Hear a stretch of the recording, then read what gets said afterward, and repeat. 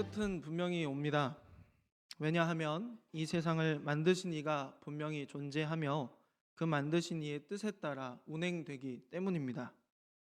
이 세상을 누가 지으셨습니까? 이 세상은 하나님께서 지으셨습니다. 말씀을 통해서 공허하고 혼돈하였던 이 땅을 하늘과 땅과 바다로 나누시고 그 질서 가운데 운행되게 하셨습니다. 그렇다면 하나님께서는 왜 이 땅을 지으셨을까요? 불과 몇 주 전이었는데 벌써 까먹으신 것 같습니다. 우리는 그 하나님께서 이 땅을 지으신 목적이 하나님을 영원토록 찬송할 그 백성들을 위하여 지으신 바 되셨다라는 사실을 기억합니다. 그러나 하나님이 지으신 이 땅에는 분명히 그 끝이 있습니다. 성경이 그것을 분명히 증언하고 있기 때문입니다. 말씀을 통해서 온 세상을 창조하시고 주관하시는 하나님께서 말씀대로 이 땅 가운데 마지막이 임하게 하실 것이라 분명히 기록되어 있습니다. 그 마지막 날에 있을 일을 오늘 베드로 사도가 기록하고 있는 것입니다. 사도 베드로가 살았던 그 시대는 대대적으로 기독교의 박해가 시작되던 시기였습니다. 우리가 잘 알고 있는 로마의 대화재를 통해서 네로 황제가 드디어 기독교를 공공의 적으로 공포하고 모든 로마 시내 그리고 로마 영토 아래에 있는 기독교인들에 대한 박해를 본격적으로 시작했기 때문입니다. 그렇게 기독교인들은 로마 정부의 치세 아래에서 사회적으로 매장되었으며 같은 동족인 유대인들에게 종교적으로 매장되었습니다. 심지어 베드로 본인도 이 박해 속에서 순교하게 되었습니다.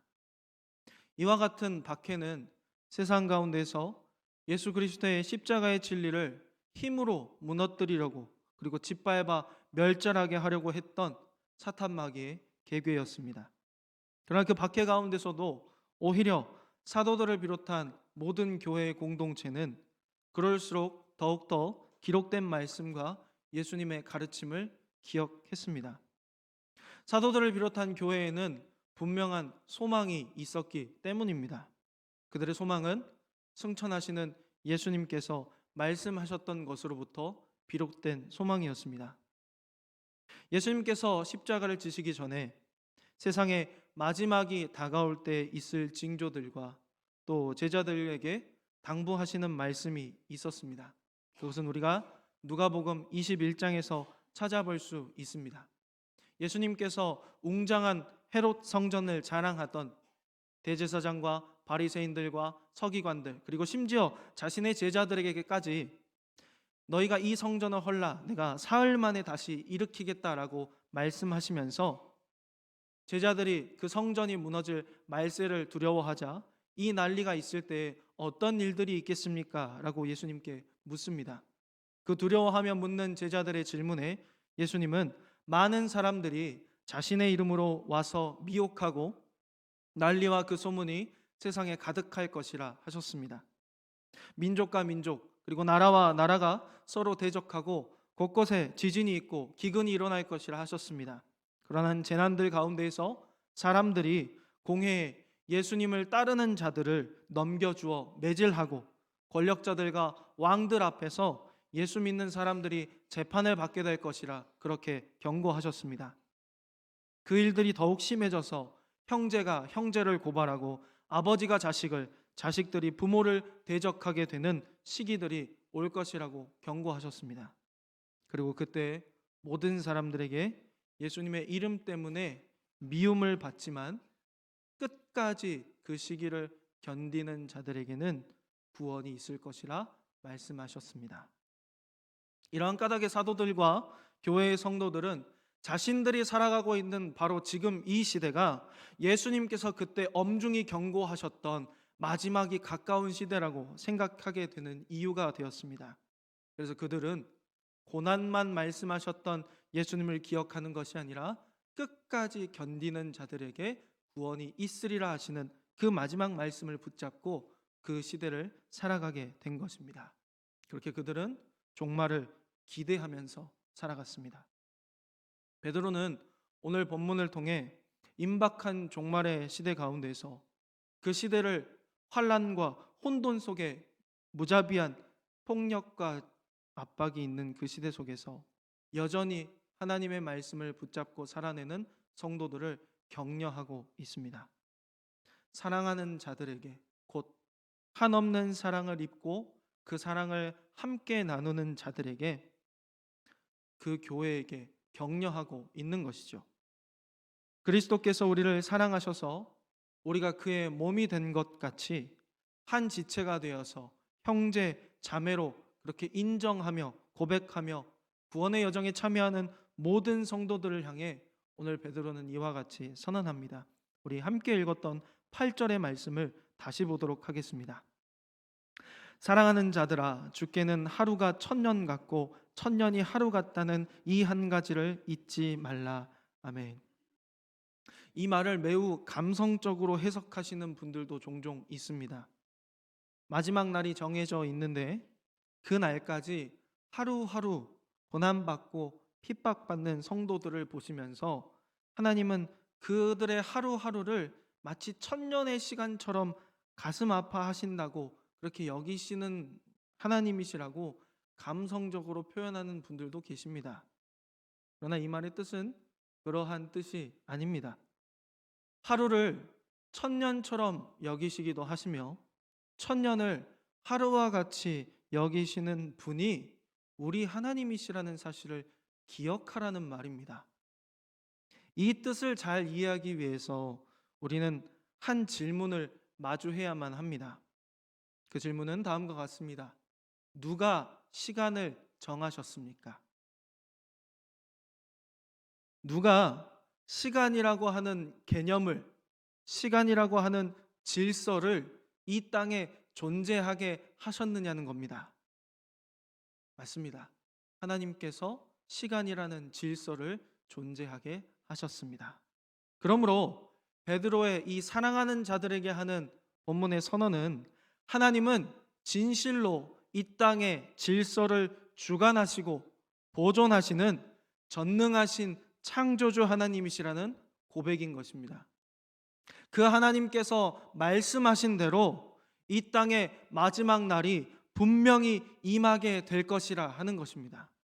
그 마지막 날에는 모든 피조 세계가 하나님 앞에서 임박한 심판을 받게 된다라는 것이죠. 우리 함께 읽었던 9절의 말씀을 다시 보도록 하겠습니다. 주의 약속은 어떤 이들이 더디다고 생각하는 것 같이 더딘 것이 아니라 오직 주께서는 너희를 대하여 오래 참으사 아무도 멸망하지 아니하고 다 회개하기에 이르기를 원하시느니라. 아멘.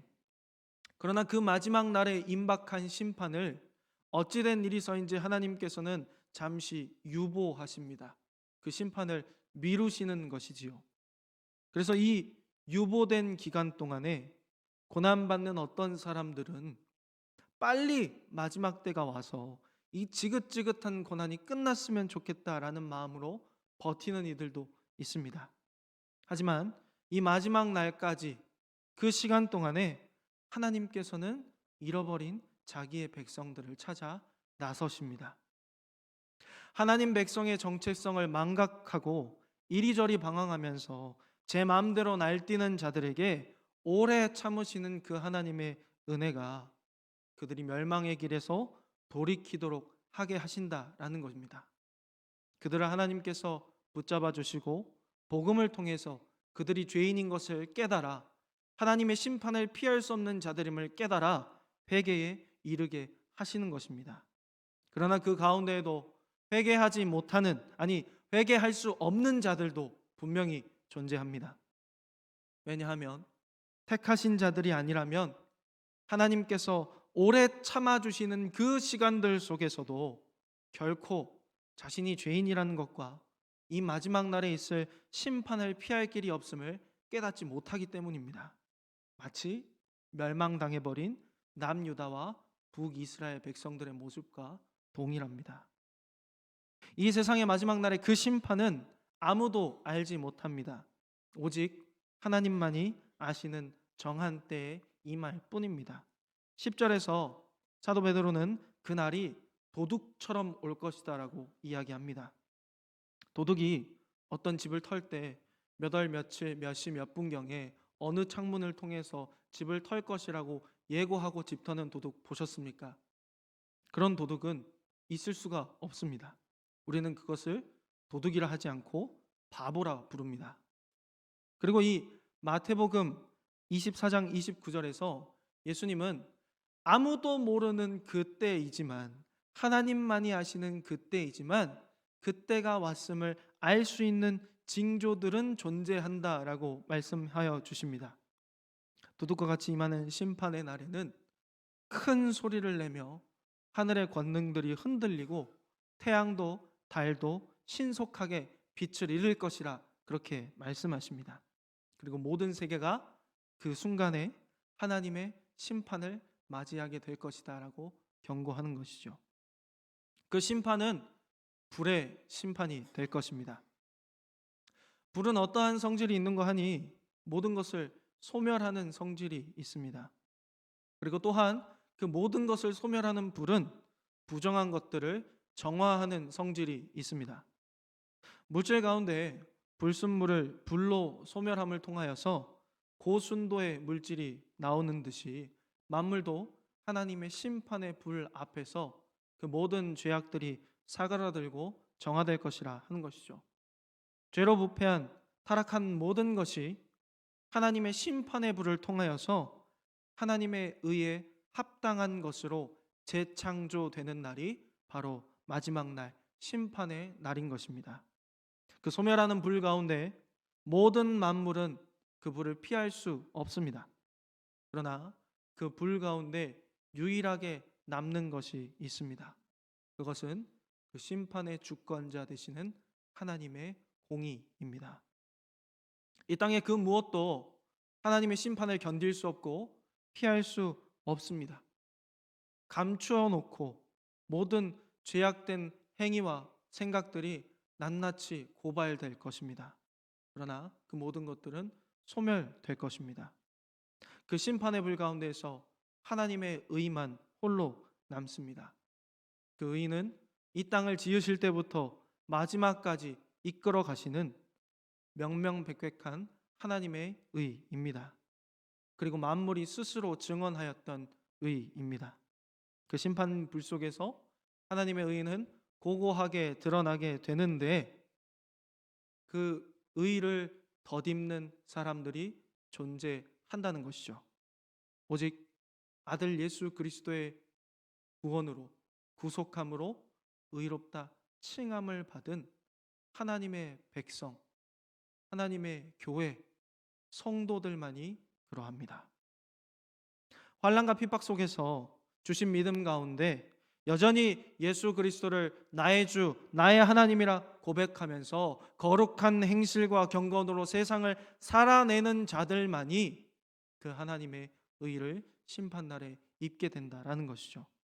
그러므로 종말을 대하는, 심판을 대하는 참된 성도의 태도는 결국 아들 예수 그리스도를 믿는 믿음 안에 기록된 하나님의 말씀을 통해서 자신을 돌아보아 매일매일 경건함과 의로 살아내는 것뿐입니다. 매일매일 주어진 삶을 마지막 날이 임박할 순간처럼 살아내는 것뿐이라 하는 겁니다.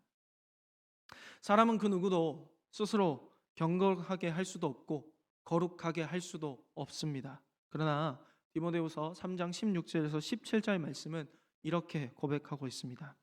모든 성경은 하나님의 감동으로 된 것으로 교훈과 책망과 바르게 함과 의로 교육하기에 유익하니 이는 하나님의 사람으로 온전하게 하며 모든 선한 일을 행할 능력을 갖추게 하려 함이라. 아멘. 우리에게는 그러한 능력이 없습니다. 우리는 스스로를 의롭게도 경건하게도 거룩하게도 만들 수 없습니다. 그러나 오직 우리에게 주신 하나님의 말씀은 우리를 경건하게 의롭게 교육하고 교훈합니다. 역사 가운데 수많은 기독교 이단들이 수세기 동안 꾸준하게 일어났습니다. 심지어 이 이단들은 예수님께서 승천하시고 난 직후에 사도들이 교회의 주축이 되어서 온전한 십자가 복음을 증거할 때에도 이단들이 발생했다라는 것이죠. 그 이단들은 순전한 진리 속에 인간의 이성에서 파생된 오염물들을 주입하여서 기쁨과 평안을 누리기만 하면 되는 그 은혜의 통로를 인간의 공로와 노력의 땀 냄새가 진동하는 부역장처럼 만들어 버렸습니다. 그래서 더 율법을 지켜야 되고 더 뭔가를 해야 되고 더 뭔가를 이루어내야 하는 그러한 행위를 공로를 더욱더 높여버려 하나님의 은혜를 완전히 가리워 버렸다라는 것이죠. 성경에 분명히 그것이 아니라고 말하고 있음에도 말입니다. 예수님은 이미 이러한 상황에도 경고하신 바가 있으십니다. 마지막 때가 되면 자신의 이름으로 많은 거짓 선지자들이 일어날 것이라 하신 것이죠. 그래서 할 수만 있다면 택하신 성도들도 미혹할 것이라 엄중히 경고하셨습니다. 예수님이 승천하신 이후부터 재림하시기까지의 시간을 성경을 마지막 때라고 이야기합니다. 그러므로 사도들이나 저와 여러분 모두 예수님이 승천하신 이후부터 예수님이 다시 오실 그 마지막 때를 살아가는 사람들인 것이죠. 이미 많은 사람들이 잠에 들었습니다.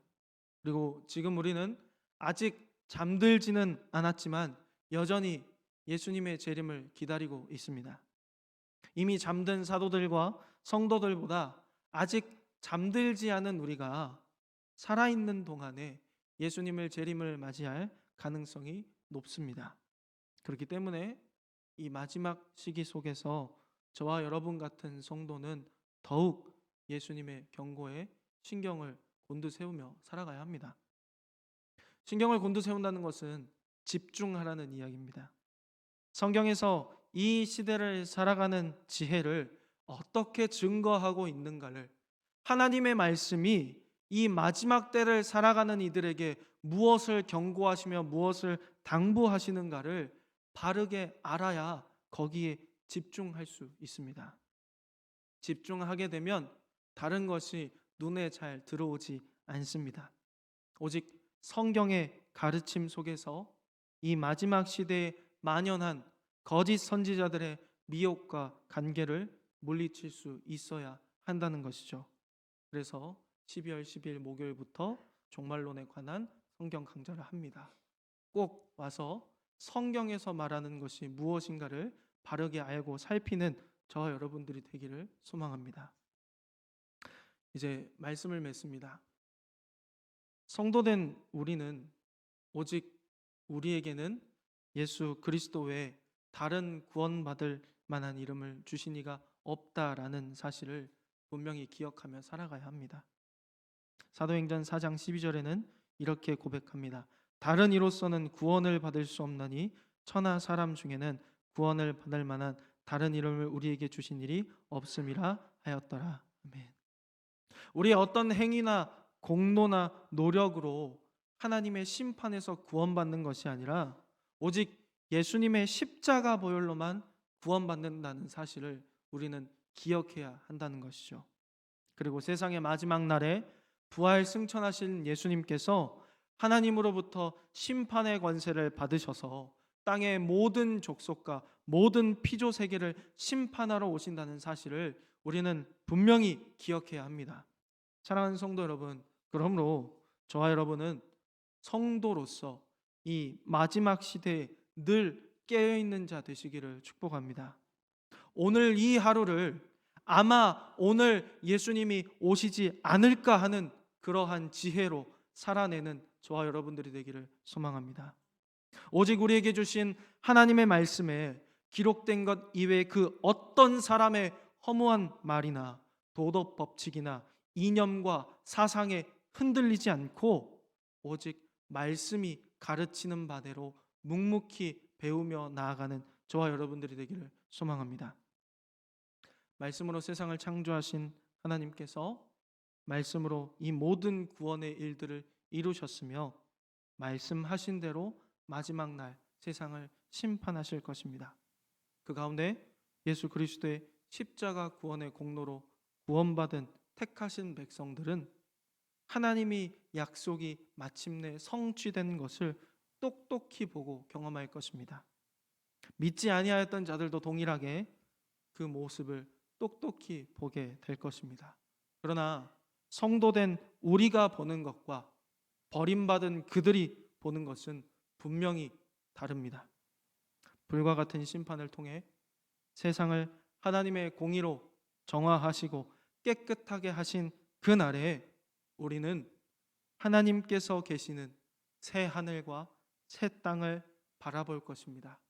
그러나 믿지 아니하였던 악인들은 영원한 지옥 불못에 던져져 하늘나라 잔치에 참여하는 우리를 보며 슬피 울며 이를 갈 것입니다. 말씀하신 이가 말씀하신 대로 반드시 이루십니다.